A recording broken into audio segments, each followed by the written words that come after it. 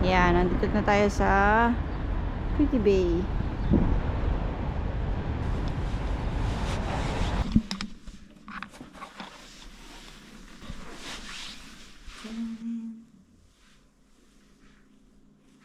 Naglalakad tayo ng medyo mahaba.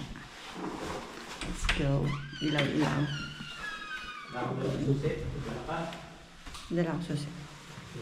Going to Brasilia by walk from Imaba. Keep on our shoes. Getting ready pa. Hi. Let's go. Yan.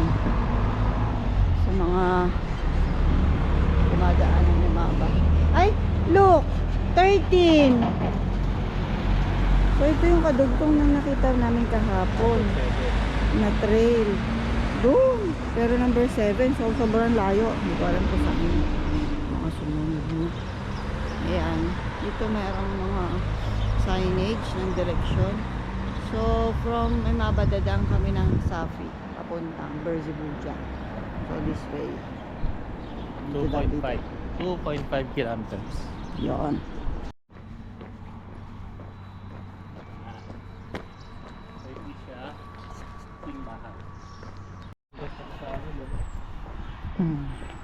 Yan yung Palmilleri area.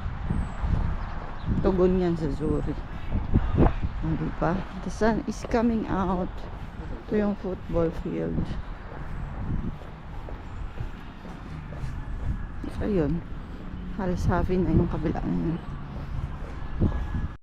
Yung mga ano sila, fans.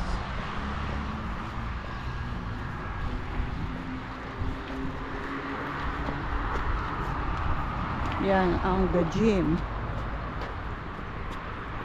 Ito ang the mosque. The Grange.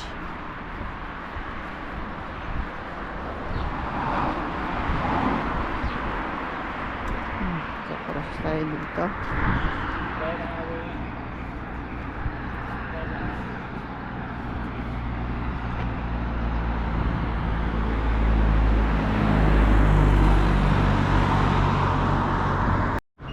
Yan, hindi tayo sa kabilang side. So, continuous lang ang paglalakad. Tumbukin natin yan, tapos madadaanan natin yung Lidl Safi.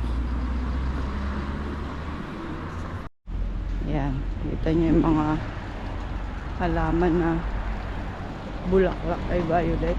Yan. Yan po ay rosemary.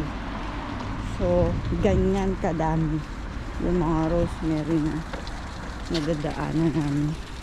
Yan, this is part of Halkirkop. So from there you will see the sign going to Imaba, that side. This is still part of Kirkop, and then on this side it's the way going to Safi, Har Safi. Okay, there's more rosemary. See, it's just an ordinary plant here. So whenever you wish to have some, just grab and dry it. So this is San Benedito School. I think it's a primary school, if I'm not mistaken. So if you keep on walking on this side, on the right side, we will find Lidl Safi. Okay.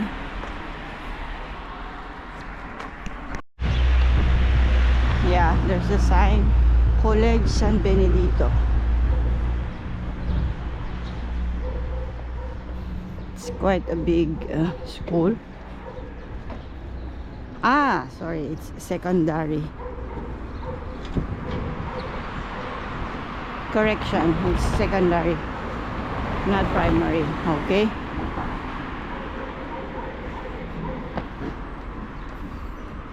Okay. Yeah, I'm seeing the signage, Lidl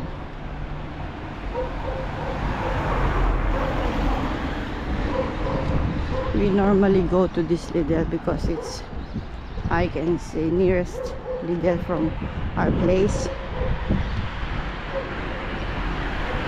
where we do our normal weekly shopping to buy some goods for our daily needs and for our baon. Yan. Although in the company there's a canteen where you can buy food, but we still prefer to bring our own food. These are Baileys, Laurel, we call it, more rosemary. So here's the Lidl Safi. Okay, you'll see the bus stop is far. This is still part of the school. Okay, you will see they have big car park space. We'll just keep on going this way. So this is the boundary between Kirkop and Safi. See? Just few steps away. Alright, let's go. On this side you will see the part of the Malta International Airport. So we're just going on this side. Let's cross while there's no car.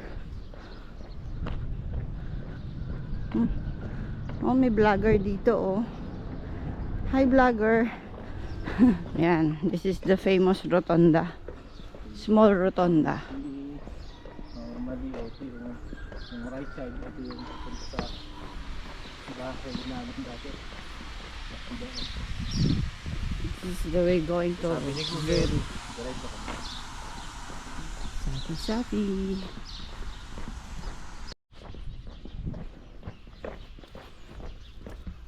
Ayun, yung side ng airport. So sa airport nga tayo dadaan, no? Yes, sa gilid lang. Gilid. Yung aeroplano sa gitna. Sir Alexander's Ball Garden. Okay. Yan o, marami siyang ano, puno ng oranges sa loob. Hindi kaya ito nag-open. Don't know. Ang daming oranges, ayun, no? Nasa ano lang. Ganda hulog. Okay. Keep on going. Ayan. Ninadaanan tayong taniman ng patatas. May dumadaan naman pala dito. Okay. Ito na ano, oh, sunrise. Ito sa kabilang side. Daming prickly pears. Ayan, tapos na, patapos na yung season nila, pero mayroon pa rin maraming bunga, oh. Ito naman, mga ubas na na-dry. Pag malamig, madadry sila, kala mo mamamatay. Pero pag ito, pinagbungahan, oh. Pag ganyan, ibig sabihin yan, yung bunga niya nahulog. Ayan, ayan pala sila, oh. Naging pasas lang sila dyan. Hindi sila nakuha ba? Sila nakain. Ang daming prickly pears. Ito hindi rin naman lahat matamis. Meron kaming nadaanan na nakuhanan ng bunga last time. Tabang siya, eh. Pero yung dati ko nakakain matamis naman. So on the other side makikita nyo, ayun, yung airport. Merong ilang aeroplano na nakapark. At may nagtatago dito. May unyango. Ayun, oh. Makakita, no? Oh, laki na pinagtaguan mo. Tagong-tago ka.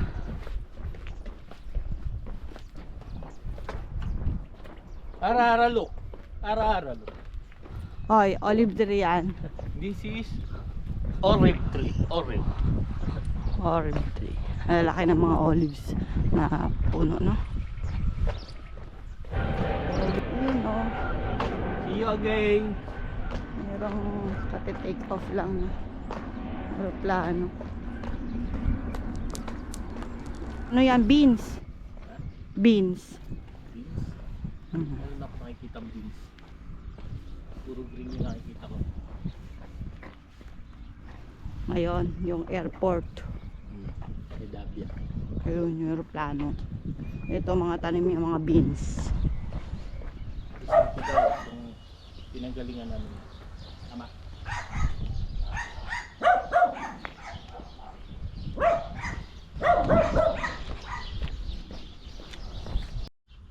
More potatoes. Pag winter siguro talaga focus sila sa potatoes, no? Kasi at least yun, hindi siya basta matutunaw sa lamig. Yung iba, pag yung masiselan, nilagyan nila ng plastic cover para makontrol yung lamig tsaka ulan.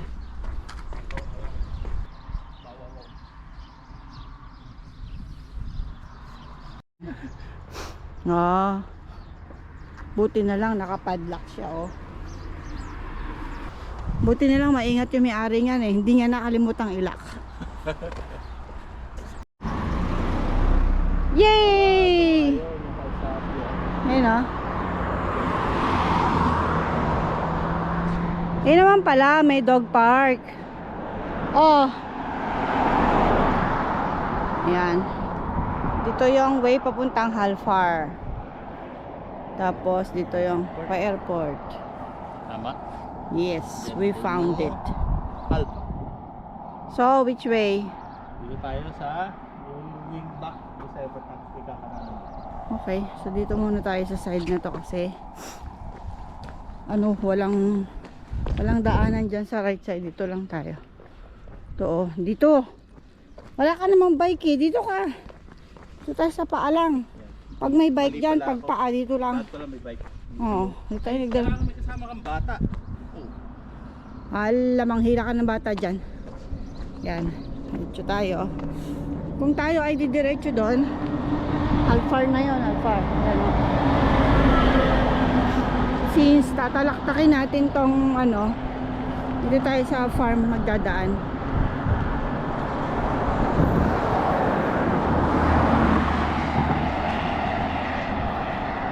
Wala akong nakikita ng ano, ha. Ito dulo ng airport. Eriklo. Danger, no stopping, low flying aircraft. Yan. Since ito nga yung part ng airport na dulo. Yan. Bawal mag ano dito. Tambay-tambay. Lalo na kung ano. Yan, kita dito yung bakod ng airport. Nikot natin literal yung ano, paligid ng airport. Actually, itong side na to yung gusto kong lakarin. Pero sa loob kami nagdaan. Ay, meron ditong ano, oh. Pag may ganyang mga ano, sabihin namatay, may namatay dyan.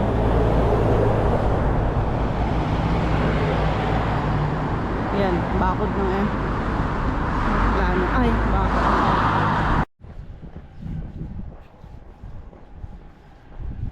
Hoy, dito ka sa lane. Wala ka mang bike. Ito lang tayo. Yan, dyan tayo. Ano? Ay, sorry. Tamo, siya may bike. Oh, hoy, doon ka sa bike. Ano, ha? So, we're going to cross from here. Ingat-ingat lang.